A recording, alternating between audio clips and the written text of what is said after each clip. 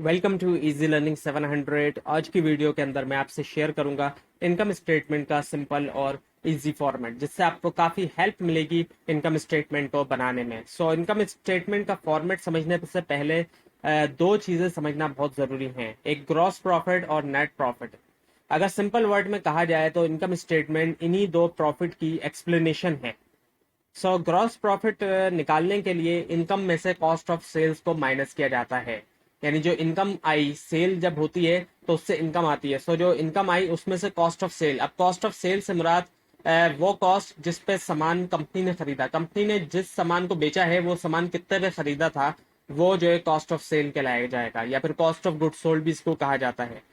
जब इसको माइनस करेंगे इनकम में से तो ग्रॉस प्रॉफिट आ जाएगा। जब ग्रॉस प्रॉफिट आ जाएगा तो उसके बाद फिर नेट प्रॉफिट हासिल किया जाएगा। नेट प्रॉफिट हासिल करने के लिए ग्रॉस प्रॉफिट में से कुछ एक्सपेंसेस माइनस किए जाएंगे, जिसमें एडमिन एक्सपेंसेस, सेलिंग एक्सपेंसेस और फाइनेंशियल एक्सपेंसेस शामिल हैं। जब इन तीनों एक्सपेंसेस को माइनस कर दिया जाएगा तो उसके बाद फिर नेट प्रॉफिट हासिल किया जाएगा। और इनकम स्टेटमेंट में भी यही किया जाएगा, पहले ग्रॉस प्रॉफिट मालूम किया जाएगा, उसके बाद नेट प्रॉफिट मालूम किया जाएगा। तो अब देखते हैं इनकम स्टेटमेंट को।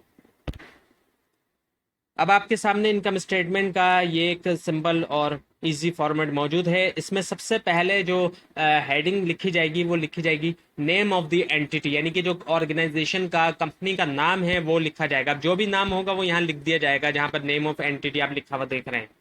उसके बाद प्रॉफिट एंड लॉस अकाउंट या फिर इनकम स्टेटमेंट लिखा जाएगा फॉर द पीरियड एंडेड, जिस पीरियड के लिए भी बनाया जा रहा होगा। और ये जो फॉर द पीरियड एंडेड है इसको तीसरी लाइन में भी लिखा जा सकता है। उसके बाद फिर नेक्स्ट लाइन के अंदर पार्टिकुलर्स का कॉलम आएगा और फिर दो अमाउंट्स के कॉलम आ जाएंगे। और फिर नेक्स्ट लाइन के अंदर सबसे पहले इनकम, सेल्स या रेवेन्यू, ये तीनों तकरीबन एक ही चीज है।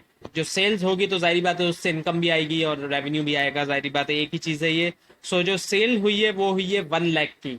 यहाँ पे जो अमाउंट लिखा है वो है 1 लाख का। अब सेल्स में से माइनस किया जाता है कॉस्ट ऑफ गुड सोल्ड को।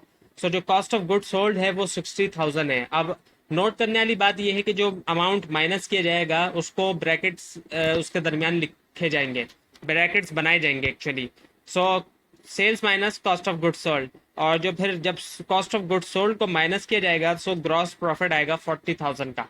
अब ये एक तरह का प्रॉफिट आ चुका है, लेकिन ये एक रियल प्रॉफिट या फाइनल प्रॉफिट ये नहीं है। अब इसमें से और भी दूसरे एक्सपेंसेस माइनस करने हैं, जिसके अंदर लेस करेंगे, हम लेस लिखेंगे और उसके बाद फिर एडमिन एक्सपेंसेस जितने भी होंगे उनको, सेलिंग एक्सपेंसेस जितने भी होंगे वो, और फाइनेंशियल एक्सपेंसेस जितने भी होंगे। और इनका जो टोटल अमाउंट है वो यहाँ पे लिखा हुआ है 25,000। 15,000 प्लस 5,000 प्लस 5,000, ये टोटल 25,000 हो गया।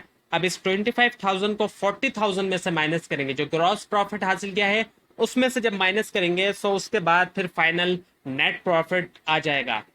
तो ये थी आज की वीडियो, जिसके अंदर मैंने आपसे इनकम स्टेटमेंट का एक सिंपल और इजी फॉर्मेट शेयर किया।